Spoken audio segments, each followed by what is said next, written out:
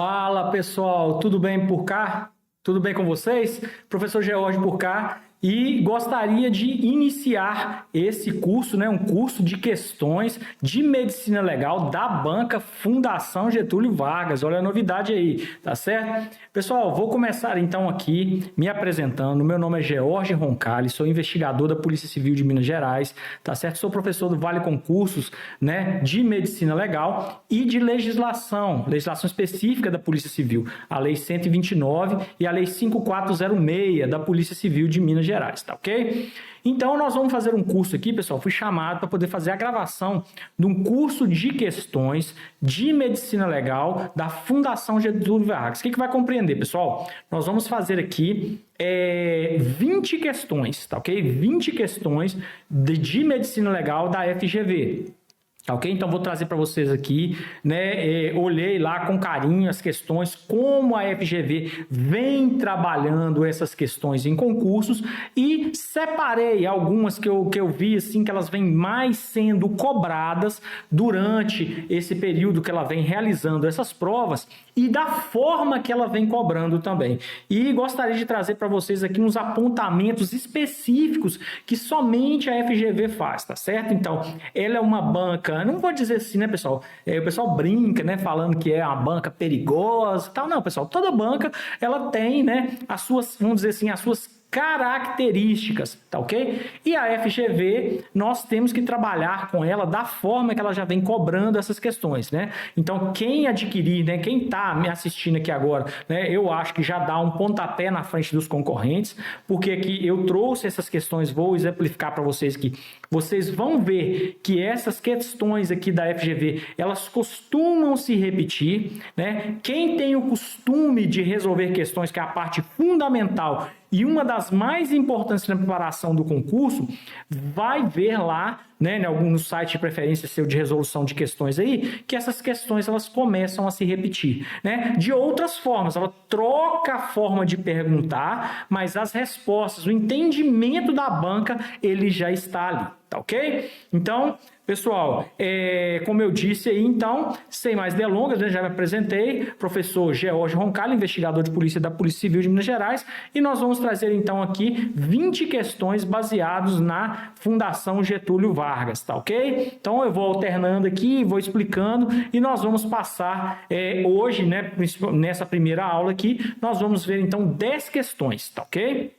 Nós vamos ver da questão 1 a 10 nesse vídeo aqui, tá ok? Então, vamos começar lá então. Beleza, pessoal, tá aí, primeiro slide, curso de questões de medicina legal, Fundação Getúlio Vargas, tá ok, pessoal? Vamos lá então para a primeira questão. Pessoal, vamos lá então. Questão de número 1. As chamadas manchas de Pau-Taff tem dimensões variadas, contornos irregulares, tonalidade vermelho clara e são produzidas pela ruptura das paredes alveolares e dos capilares consanguíneos. Essas manchas são encontradas no pulmão dos... Pessoal, dá uma pause, lê aí as opções que nós temos, de A a E, e marca a sua questão, tá certo, pessoal? Que eu vou trazer para você, então. Tá perguntando sobre as manchas de Pau-Taff, pessoal. O que seriam essas manchas, tá ok? Vamos lá, então. Pessoal, qual é o gabarito da questão, pessoal? Gabarito, então, da questão seria, então, letra C, tá certo? Dos afogados, pessoal. Os afogados, então, essas manchas de Pau-Taff, pessoal, ela é uma equimose físico-química. Isso acontece, pessoal, no pulmão dos afogados, tá ok? Então, na tentativa, da pessoa se livrar daquele afogamento, ela vai e volta e fica, aspergindo, engolindo água, pessoal. O que acontece? Lá dentro do pulmão da pessoa, Então tem a ruptura, tá certo? Das paredes dos alvéolos e dos capilares sanguíneos, formando então umas manchas avermelhadas, róseas, tá certo? No pulmão da pessoa que se afogou, tá certo? E esse nome dessa mancha, tá certo? O nome que na medicina legal nós damos a essa mancha avermelhada, rosa lá no pulmão dos afogados, chama mancha de Pau-Taff, tá certo, pessoal? Essa mancha ela é um sinal característico dos afogados, tá certo? Por isso, então, que o gabarito dessa questão, ela é a letra C, tá certo? Então, para quem está mais avançado aí, pessoal, ela é um processo de ordem, o quê? Físico-químico, tá certo? É um processo, então, físico-químico que acontece, né? A troca, né? Lá do meio, quando você tem a troca do meio, tá trocando o meio gasoso pelo meio líquido, né? Então, que é absorvido, rompe os alvéolos dentro do pulmão lá da vítima e ela morre, então, por afogamento, tá ok? Então, as manchas de Pau-Taff, ela é característica, então, dos afogados, tá ok? Então, gabarito lá da questão número 1, pode partir para o abraço aí quem marcou a letra C, beleza? Vamos, então, para a próxima questão aí. Questão de número 2, segue a leitura aí, vamos lá. O cadáver de uma mulher foi encontrado sobre a cama em meio a travesseiros e cobertas em desalinho. O exame pericial na cena do crime indicou a presença de múltiplas equimoses violáceas na face e membros superiores, bem como escoriações avermelhadas em forma de meia-lua. Pessoal, essa informação aí que está em formato de meia-lua é uma informação preciosa dessa questão aí, tá certo? Vamos seguir lá então a leitura. Em forma de meia-lua, na face lateral direita do pescoço, com lábios e extremidades dos dedos arroxeados. A principal suspeita é a morte por... Pessoal, vem comigo aqui. Quais seriam, então? Dá pause e lê as assertivas aí. Qual que você colocaria? Letra A, B, C, D ou E, pessoal? E aí? Qual seria? Vamos lá. Pessoal, vem comigo aqui, retorna aqui. Pessoal, de cara aqui eu já vou falar para você que é a esganadura. Por quê, professor? Vou explicar para vocês. Pessoal, como que é feita essa sufocação aqui, essa esganadura? O que é a esganadura? Pessoal, a esganadura ela é uma pressão que vai ser exercida lá no pescoço da vítima pela ação direta das mãos do agente, tá certo? Por isso que vai ter, olha aqui, em formato de meia-lua, porque a unha do agressor, vai ficar aqui, ó, esse formato da unha aqui, ó, vai pegar parte da unha e vai ficar em formato de meia-lua, tá certo? São também chamados de estigmas ungueais. Que isso, professor? Pelo amor de Deus, fala palavrão não. Calma, pessoal. Tudo isso aí para quem é aluno nosso aqui do Vale Concurso, né? Tá tudo aqui, pessoal. Estigmas ungueais, que vem das unhas, tá certo? Então, essas lesões no pescoço aqui da pessoa, quando ela coloca e ela trava aqui, ó, então fica desse lado e fica desse lado, tá certo? Lesões aqui, ó, escoriações em formato de meia-lua no pescoço, tá certo? Isso é característico de homicídio, ou tentado ou consumado, tá certo? Através de quê? De esganadura, tá certo? Então, isso aí você já matava a questão, tranquilo? Você já ia para o gabarito com a letra C, esganadura, e partia para o abraço, meu amigo. Mas vamos analisar lá. O que seria a sufocação direta? O que seria a sufocação direta? Pessoal, asfixia mecânica com obstrução das vias respiratórias, do nariz e da boca, tá ok? E da traqueia. Por exemplo, um corpo estranho. Engasga lá um pedaço de carne, por exemplo, então você tem uma sufocação direta. O que seria a sufocação indireta? Pessoal, sufocação indireta é aquela causada por compressão. A pessoa fica comprimida, por exemplo, uma laje, né, desaba e cai em cima da pessoa. A pessoa não consegue fazer o movimento, tá certo? Né, para inflar os pulmões. Esse tipo, então, é uma sufocação indireta, tá ok? A esganadura nós já falamos, né, que é através dos estigmas ungueais lá no pescoço. E o estrangulamento, pessoal... O estrangulamento, pessoal, ele é uma constrição ativa do pescoço. por força muscular que ocorre, pessoal, por exemplo, por um cinto, né? Por exemplo, uma pessoa vem cá, ela amarra um cinto, duas pessoas, elas estão com o objetivo de matar outra, né? Então, Tício e Mévio, aí foi lá no fundo, né? Quem é estudante de direito aí lembra, né? Tício e Mévio decidem matar fulaninho. Então, eles enrolam lá, vamos supor, um lençol ou um cinto, uma corda, né? Passa e um puxa de lá, um traciona de lá e o outro traciona de cá.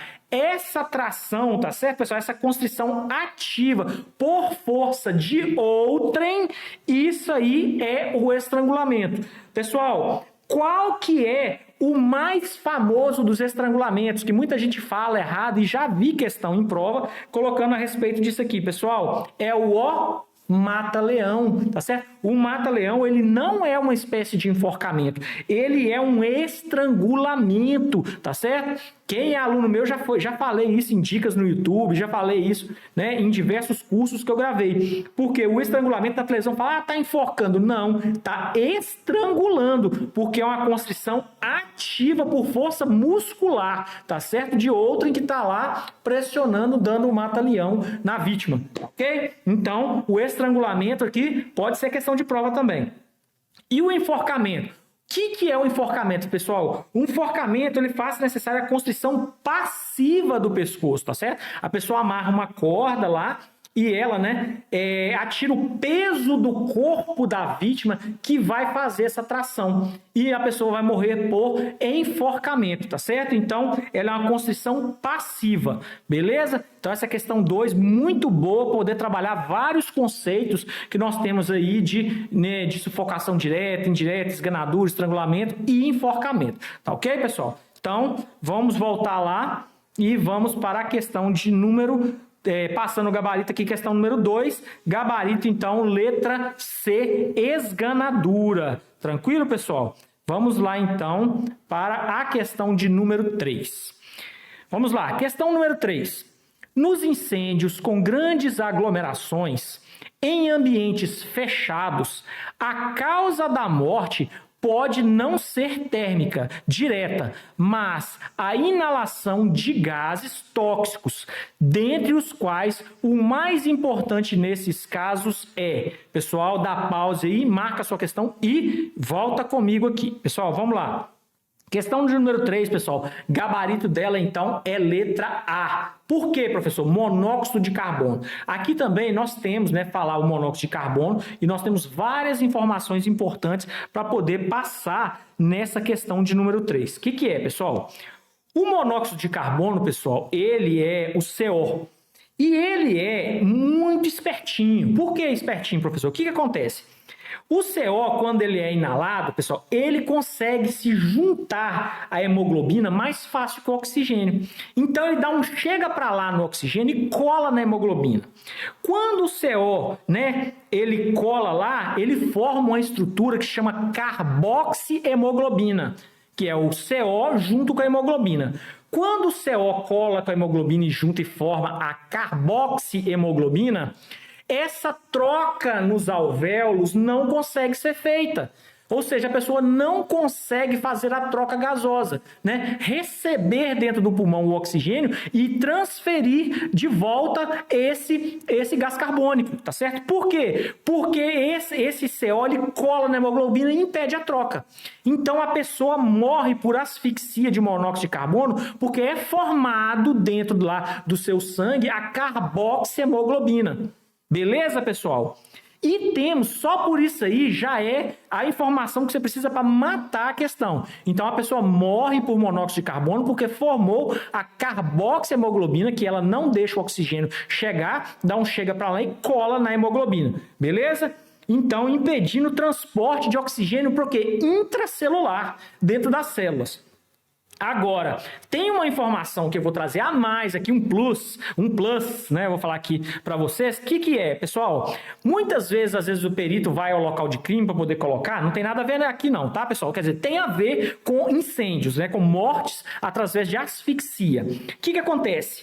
O perito vai lá, leva para o IML, o médico legista o médico legista abre a traqueia da pessoa. Para saber o quê? Normalmente as pessoas, as famílias da pessoa que morreram, principalmente lá, né, nós temos uma tragédia que aconteceu no Rio Grande do Sul, né, na cidade de Santa Maria, que foi a Boate Kiss, né, que 200 e tantas pessoas acho que morreram naquela tragédia daquela boate. O que aconteceu? As pessoas gostam, né? As famílias, né, querem saber se a pessoa sofreu, se a pessoa morreu queimada, se ela morreu queimando, ou se ela, na hora que o fogo chegou até ela já estava desacordada, ela já estava morta. E isso é possível saber, né? Primeiro, né, com o exame lá do sangue, para saber se o sangue está com essa carboxiemoglobina, né, que apaga, a pessoa desmaia. E também abre a traqueia da pessoa para ver se tem lá fuligem, se tem fumaça, se a garganta da pessoa está preta, tá certo? Está com aquela fuligem da fumaça do ambiente. O que acontece? E isso aí também tem um nome específico que as bancas adoram cobrar, que chama sinal de quê? Montaute. Sinal de Montaute. Quando é esse sinal de Montaute, ou seja, a garganta da pessoa está com aquela fuligem preto lá, o que aconteceu? A pessoa aspirou fuligem antes de morrer. Ela aspirou fumaça.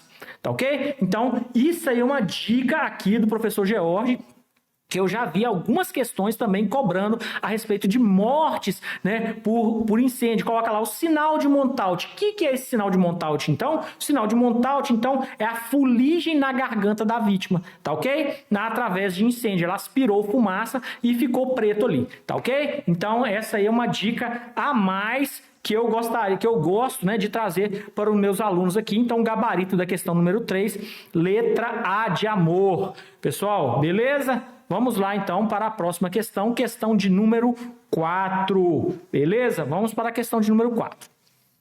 Uma pessoa está em um churrasco com amigos em casa que tem piscina. De repente, um colega a empurra por brincadeira para dentro dessa piscina.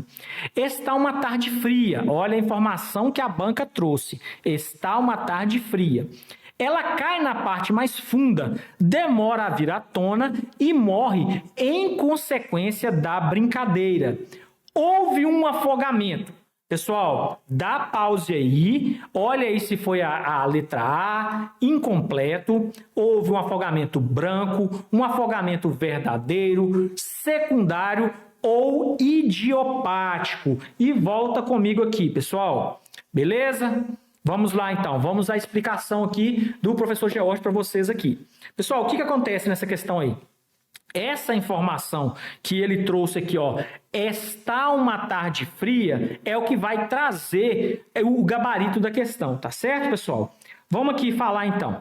Pessoal, nós temos duas formas de afogamento.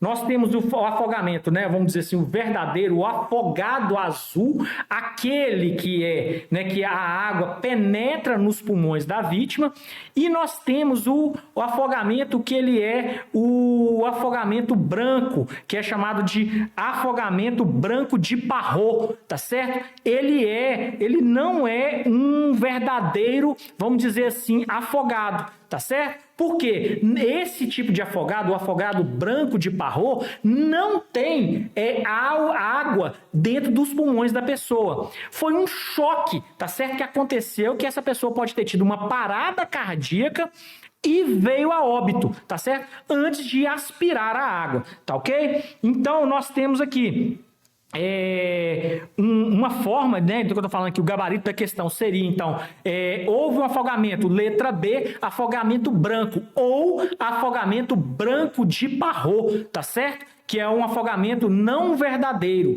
Beleza, pessoal? O afogamento branco de Parrot é um afogamento que dá pela um choque. A pessoa, por exemplo, ela estava com a água muito fria, ela chega e encosta naquela água ali. Isso é raríssimo de acontecer, pessoal, mas pode acontecer. Tem um choque térmico, tá certo? Ou um reflexo vagal. O nervo vago que comanda, né, ali, vamos dizer assim, o coração, o diafragma, ele entra em choque. ele dá um choque na pessoa, a pessoa dá um ataque cardíaco e ela morre em contato com a água. A laringe faz com que o coração pare imediatamente nesse choque que tem ali, tá certo? É uma coisa muito rara, por isso que fala que ele é afogado branco, né, de Parrot, que foi o nome que identificava às vezes a pessoa afogada, a pessoa estava lá, ou, né, por ser falso crime, a pessoa às vezes matava a pessoa, colocava próximo à água, você via que não tinha água nos pulmões, ou seja, aquela cena não condizia com o tipo de morte, ou porque a pessoa estava,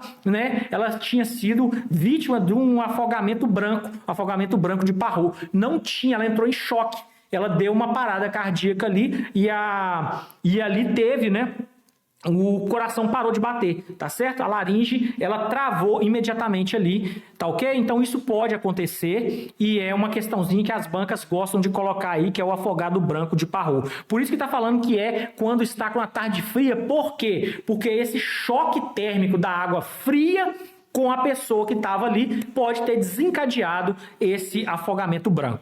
Tá ok, pessoal? Então, questão interessante aí também, gabarito da questão 4 é a letra B de bola. Beleza, pessoal? Então, vamos chegando à metade aí já. Vamos para a questão de número 5. Vamos para a questão de número 5. Molhar aqui a garganta um pouquinho, né, pessoal? Vamos lá. Questão de número 5.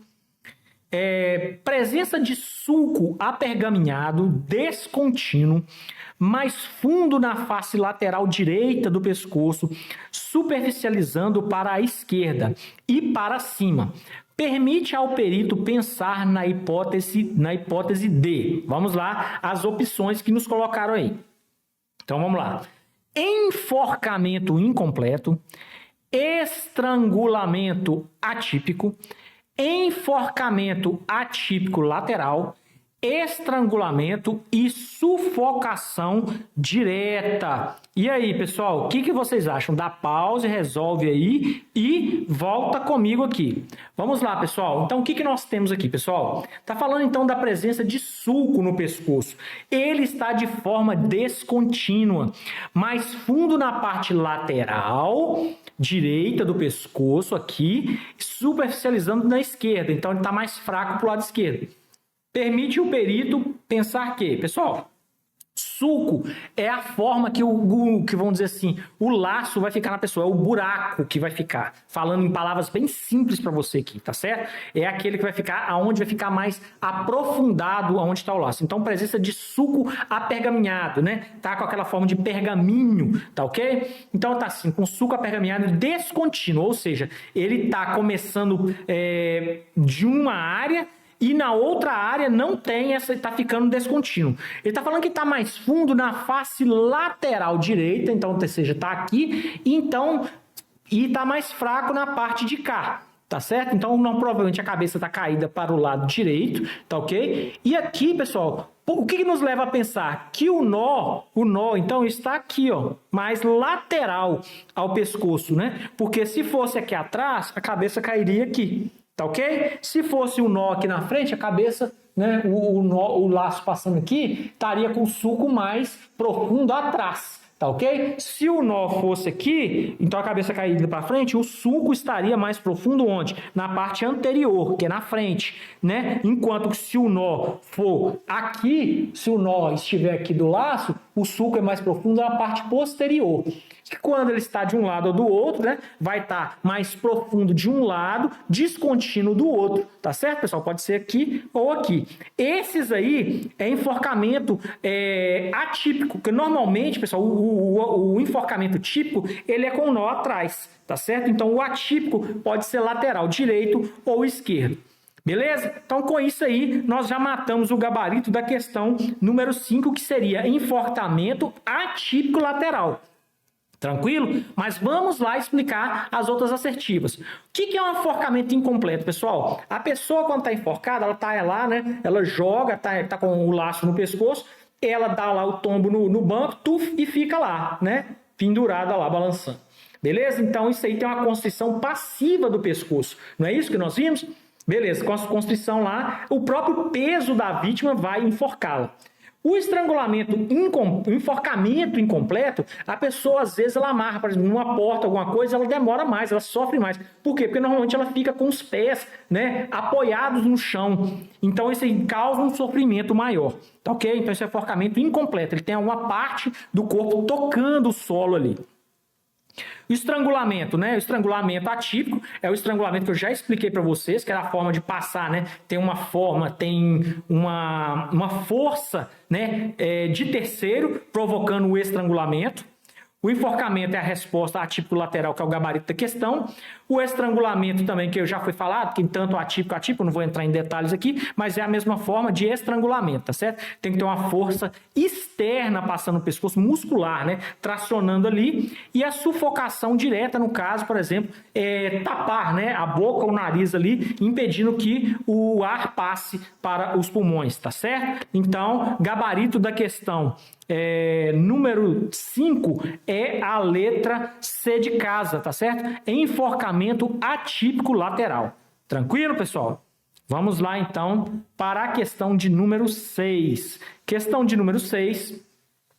As figuras de Lichtenberg são achados característicos tanto no vivo quanto no cadáver da ação da energia. Pessoal, letra A, radioativa industrial, elétrica natural, mecânica industrial, luminosa natural, térmica industrial. Marca sua resposta aí e vem comigo aqui para poder falar aqui. Vamos lá.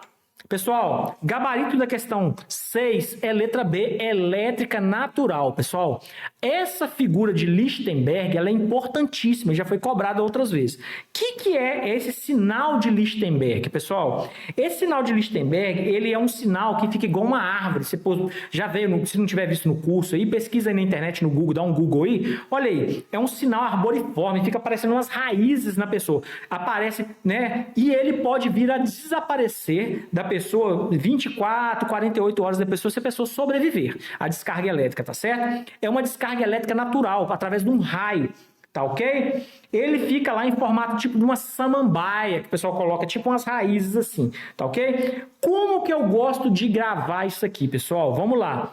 Então, a figura de Lichtenberg, a pessoa tomou uma descarga elétrica natural, através de um raio. Como que eu gravava isso aqui, pessoal? Lichtenberg, tem nada a ver não, é minhas loucuras, né, pessoal? Mas eu tinha que arrumar meus meios, né, de passar e guardar. O que eu pensava? Lichtenberg. Eu lembrava, olha o finalzinho aí, eu lembrava de iceberg. Iceberg é natural ou ele é industrial? É uma coisa natural, né, gente? Então eu lembrava que Lichtenberg, lembrava iceberg, que eu lembrava que era natural. Então era energia elétrica natural. Tá certo, pessoal?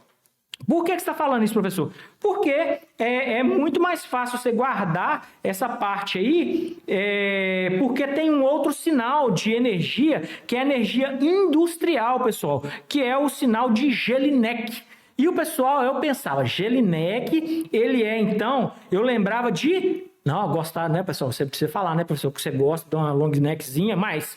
ué. Então eu lembrava de Jelinek, lembrava de quê? Long neck. E lembrando de long neck, da cervejinha lá, né, da sexta-feira maravilhosa, que a gente coloca lá canela de pedreiro bem branquinha lá, quem gosta, né, sabe que é bom mesmo. Então, pessoal, eu lembrava que a long neck, a cerveja, ela é industrial, que ela é artificial. Então, ela seria através de energia elétrica artificial. Então, se vier pedindo lá a diferença do sinal de Lichtenberg para o sinal de Jelinek, o Jelinek, ele é, então, uma energia industrial. Lembra, então, Jelinek e long neck, é industrial, né? Lichtenberg vem de iceberg, que também é natural. Então, é energia elétrica natural. Beleza, pessoal? Então, nós temos aí o gabarito da questão 6, elétrica natural, porque Lichtenberg lembra iceberg, elétrica natural. Tá ok, pessoal?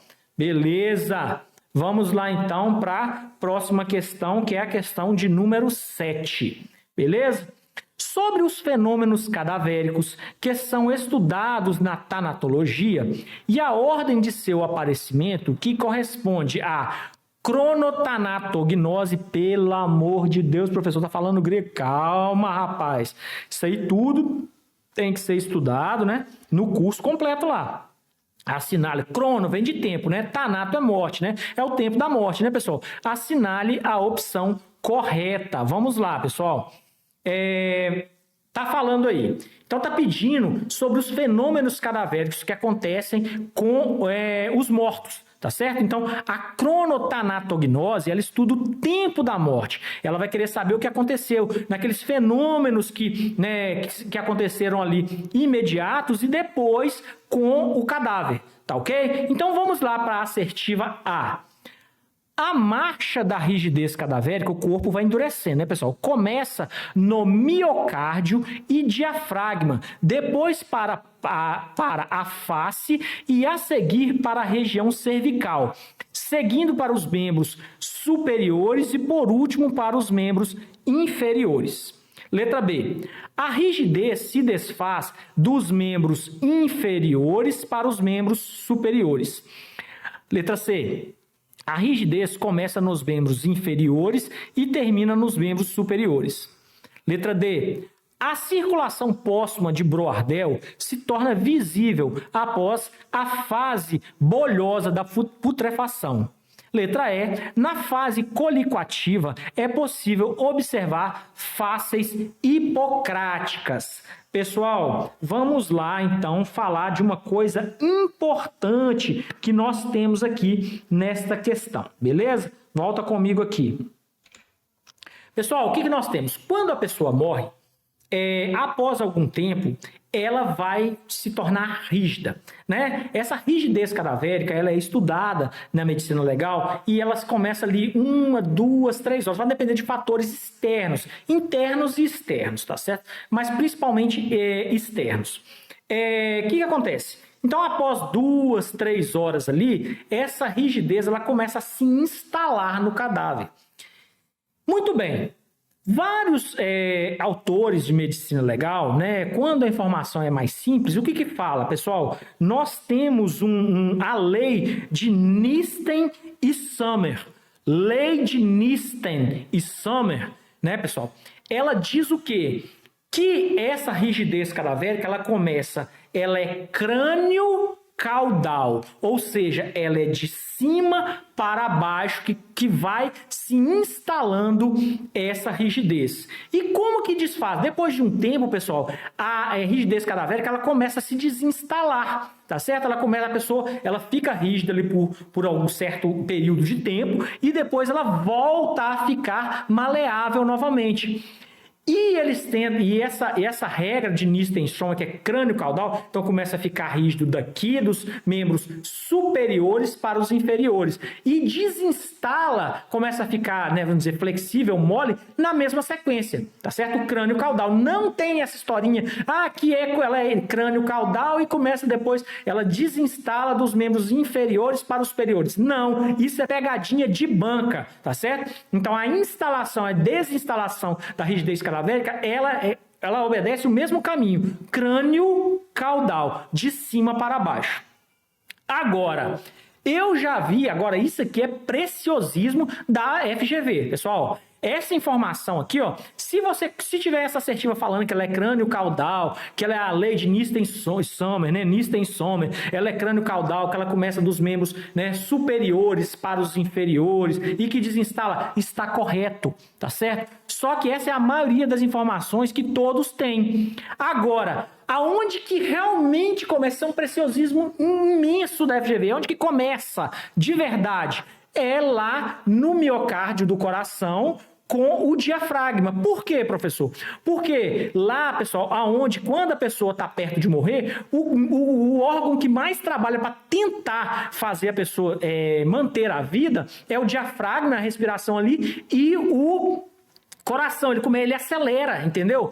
E o que isso tem a ver, professor? Pessoal, temos então o ATP. O ATP ele fica concentrado ali no coração, no diafragma da pessoa. E quando o coração acelera, o diafragma começa a fazer um movimento muito rápido ali, acelerando a respiração e os batimentos cardíacos, consome-se mais ATP. E quando você consome esse ATP mais rápido, quando você gasta esse ATP, não tem mais ATP para gastar, o músculo fica rígido. Entendeu? Então é a mesma lógica. Quantos menores os músculos, menos ATP ele tem. Quanto menor o músculo, menos ATP tem, mais gasto ele mais rápido ele é consumido, ele fica rígido mais rápido. Na contramão é a mesma coisa. Gastou, então consumiu, ficou rígido mais rápido, ele vai começar a amolecer mais rápido. Por isso que a ordem sempre é crânio-caudal, tá certo? Então, pessoal, começa, né? Se a questão não vier falando que começa lá no miocárdio, no diafragma, ela vai estar falando então que começou nos membros, né, na cabeça, nos membros superiores, né, da face, tudo, e vai para os membros inferiores. Por quê? Imagina a coxa de uma pessoa, né, a panturrilha, tem muito mais músculo. Quando tem mais músculo, tem mais ATP. Então demora mais tempo para se consumir esse ATP, então o músculo demora a ficar mais rígido. Perfeito? Então, com isso aí, essa questão extremamente difícil da FGV sobre a marcha da rigidez cadavérica, que o gabarito, então, da questão se torna a letra A, porque fala que começa no miocárdio e diafragma, mas isso é preciosismo, tá certo? Agora a letra B, por que tá errado? Tá falando que a rigidez se desfaz dos membros inferiores para os membros superiores, eu já falei que não. A rigidez começa nos membros inferiores, é mentira. A circulação póstuma de Brouardel é outro assunto para outra aula, e a letra E também. Beleza? Então, gabarito da questão número 7. Questão número 7, então, letra A. Questão difícil, questão que mostra para que a FGV veio, tá certo, pessoal? Questão número 8. Vamos para a questão número 8. O resultado da docimasia, ou docimásia, como queiram, de Galeno é negativo no seguinte caso. Pessoal, vamos lá então. Letra A, início do estado de putrefação, fratura de clavícula com enfisema subcutâneo em tocotraumatismo, necessidade de ventilação artificial por iote, afundamento completo do pulmão e letra E, inspiração após o parto. Pessoal, questão para quem estuda medicina legal, fácil. Mas, contudo, entretanto, todavia, vou falar para vocês aqui, questãozinha da FGV, pancada, viu? Vou lá explicar para vocês aqui, pessoal.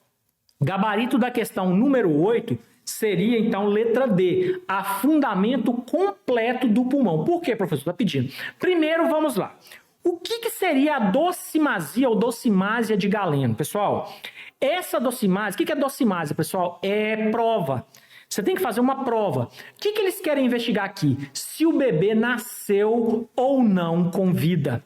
Pessoal, isso envolve uma série de coisas, né? Tá certo? Que vão provocar, por exemplo, questões financeiras, tá certo? Para saber se nasceu, se morreu, se ele é herdeiro, tá certo? Então, questão patrimonial. Então, isso é importante, essas docimásias. E docimásia de Galeno, então, o médico ele vai tirar um pedaço do pulmão da criança, do feto, e vai colocar ele em água, tá certo? O que acontece? Se colocar o pulmão nesse exame lá e ele afundar, o que acontece? Essa docimásia de Galeno, ela foi negativa, tá certo? Então, ele é negativo, ele afundou, ele não respirou, não tem ar no pulmão. Agora, você pega um pedaço do pulmão, joga lá na água, ele boia, o que aconteceu? Teve respiração. Por mais que seja poucos minutos ou segundos, esse bebê veio, a mãe deu à luz, ele veio ao mundo, ele respirou, ele inflou os pulmões e aí ele veio a óbito. O que acontece? Ele nasceu. Para o direito civil, então, ele é herdeiro. Tá ok? Então, isso gera uma série de consequências para o direito civil lá, tá ok? Então, tá falando que o resultado da docimasia de Galeno, ele é negativo. Quando que ele é negativo? Quando tem, então, a letra D, o afundamento completo do pulmão. Ele vai ser negativo. Não houve vida. O feto nasceu sem vida, tá ok? Então, se ele fosse positivo, porque se colocasse um pedaço desse pulmão lá e ele boiasse, ou seja, o resultado da docimasia de Galeno, ele seria positivo. Observação importante também que pode dar um falso positivo. O que seria um falso positivo na docimasia de Galeno? Por exemplo, encontra-se um feto já em estado de putrefação. Quando tem o corpo, né, o cadáver está em estado de putrefação, o pulmão, né, o organismo, ele produz gases. né? Mas aí você já vê que o feto já está em estado de putrefação, a chance do pulmão dele já estar com gases e boiar no exame que era para ter dado, que era para ter afundado, é grande. Então, isso seria um falso positivo. Tá ok, pessoal? Então, gabarito da questão número 8, seria, então, a letra D de dado. Tá certo, pessoal? Questão letra D de dado é afundamento completo do pulmão. Vamos, então, para a penúltima questão, pessoal. Penúltima questão. A palavra docimasia significa prova, ou docimásia, sendo utilizada em diagnóstico de vida intrauterina, havendo uma grande quantidade de testes pulmonares para tal conclusão.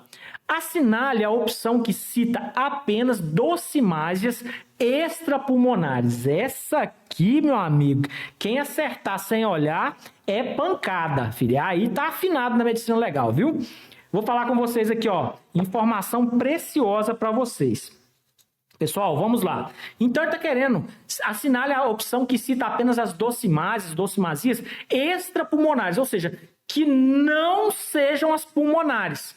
Já vou adiantar para vocês aqui que quais são as pulmonares, pessoal? Vocês já viram. Aonde tem galeno, vai estar a resposta, então você já pode eliminar. Se você partisse para a prova só com galeno, eu já tinha contado para vocês que a docimasia de galeno é pegar um pedaço do pulmão e colocar na água, não é isso? Num vidro lá com água. Então você já pode eliminar aqui, ó, a letra A, a letra D, tá certo? Você já sabe que tem galeno, você já vai eliminar duas. A outra docimásia, que é pulmonar, é a Icard. Tá certo? O que é essa aí? Você pega lá, coloca água quente, não vem ao caso aqui. Você precisa de saber, você sabendo que a docimasia de galeno e Icard são pulmonares, todas as outras não são. Elas são outros meios de prova, outros testes que são feitos. Tá certo? Então, o gabarito da questão número 9, ele é letra C. Porque a letra A tem galeno e tem Icard, você já corta. Na letra B, tem Icard, você já corta também. Letra D tem galeno, você já corta. Letra E tem Icard, você já corta. E quais seriam, né, rapidamente aqui falando aqui, as outras provas, provas que teriam aqui os exames? O que é Breslau? Breslau, pessoal, é um exame, você vem lá, você lembra de intestinal. Pessoal, lembra aí, então, que é um exame que é feito no intestino. Breslau, então, seria uma docimásia intestinal, tá certo? Mirto, qual seria a docimásia de mirto? Pessoal, essa docimásia de mirto, ela vai checar se existe a presença de mielina no nervo óptico. Tá certo? Então, mirto, você lembra de nervo óptico. Lembra? Mirto, termina com O. Você lembra de nervo óptico. Essa aí, a outra, Wendent e Guelé, que fala aí, que eu falava muito, Vendren e Guelé, o que ela mede? Qual que é a docimásia? Qual que é a prova que ela faz, pessoal? Vendren e Guelé vai testar para ver se tem ar dentro do ouvido médio. Vai saber se tem ar lá dentro do ouvido do feto. Tá certo, pessoal? Então, Vendren e Guelé, ela vai saber se tem ar dentro do ouvido médio. E Souza Diniz é chamado de, né, a ciálica de Souza Diniz. O que faz? Vai testar, pessoal. Olha aí, Souza, começa com essa. Vai ver se tem saliva, tá certo? Vai ver se tem saliva no estômago, para ver se ele comeu. Entendeu, pessoal? Então, todas essas aí da letra C, Breslau, Milton, Wendren Guelé e Souza Diniz, elas não são extrapulmonares, que coloca como gabarito da questão número 9, tá certo? É essa pancada também da FGV aí, beleza, pessoal? Mas, para quem estuda, tranquilo, beleza? Então, questão número 9, fácil também, gabarito, questão letra C. Vamos para a última aqui para poder terminar essas 10 questões da Fundação Getúlio Vargas, né, de Medicina Legal. Bora, última, respira aí e vamos embora. Armas brancas podem produzir feridas de diferentes tipos, a depender da atuação de outros componentes, quando a ferida é produzida por meio do deslizamento da lâmina sobre o tecido, seccionando os vasos sanguíneos e causando hemorragia volumosa. Ela é denominada... Essa aí é fácil, né, pessoal? Vamos lá. Então, tá querendo saber o tipo da lesão. tá ok? Tá falando lá então, quando a ferida, o tipo de ferida é produzido por meio de deslizamento da lâmina, ou seja, quando a lâmina passou deslizando, né, sobre o tecido, né, seccionando os vasos sanguíneos, causando hemorragia volumosa, ou seja, vai sangrar bastante. Ela é denominada o quê? Pessoal, vamos lá então para as assertivas, vamos lá. Letra A, contusa. O que é contuso, pessoal? Contuso é uma contusão, você lembra, né? Bateu. Isso é uma ferida contusa? Não, né, pessoal? Então, vamos para a letra B. Corto-contusa. O que é corto-contusa, pessoal? Pelo nome aí você já pode ver. Tem que cortar e contundir. Lembra de um instrumento, por exemplo, que provoca essa lesão corto-contusa? Eu lembro e falo que vocês, por exemplo, um machado tem uma massa grande, né? Ele bate, ele vai cortar e ele vai contundir também. Então, um machado ele produz, né, uma lesão corto-contusa. Beleza? Vamos lá para a letra C.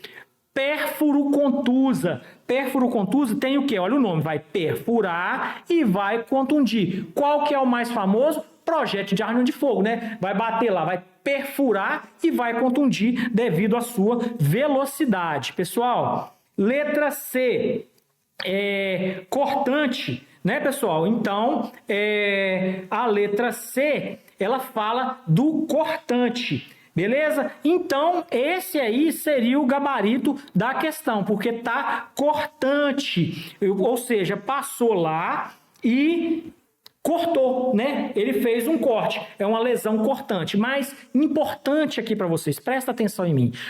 A CESP ou o CESP, ele não aceita essa nomenclatura. Alguns autores, né, que nem tudo, né, a medicina legal não é matemática, entende que o nome dessa lesão, quando ela é causada, né, quando ela é causada pelo deslizamento, né, dessa lâmina no tecido, ela é uma ferida incisa. Incisa. Para o CESP, ele não adota como cortante, ele adota como incisa, tá certo? Então, se for fazer concurso Banca CESP, eles adotam como ferida incisa. E a letra E aí como perfurante, tá certo? Perfurante aí, então seria uma lesão causada, por exemplo, por uma agulha, tá certo? Bem fina, ela vai só perfurar, tá certo? Pessoal, então chegamos ao final aí, né? Tá certo? Desse curso aí que nós fizemos a princípio, né? Com 10 questões, não chegou ao fim, né? Hoje nós vimos da questão 1 a 10, nós temos ainda o outro vídeo que eu vou gravar das questões 11 a 20 da Fundação Getúlio Vargas de Medicina Legal, tá certo? Mas vocês já viram aí que não é fácil, tem que estudar, né? Tem que ver a teoria e partir para as questões, que a Fundação Getúlio Vargas, ela não brinca em serviço e ela coloca questões num nível para não zerar, mas ela também coloca questões no nível hard, viu, pessoal? Tem que entender daquilo que está falando aqui, beleza? Então, vamos finalizando esse primeiro vídeo aqui, volto na sequência com as questões de número 11 a 20 aqui dessas questões de medicina legal da Fundação Getúlio Vargas. Beleza, pessoal? Forte abraço aí, até a próxima aula. Valeu!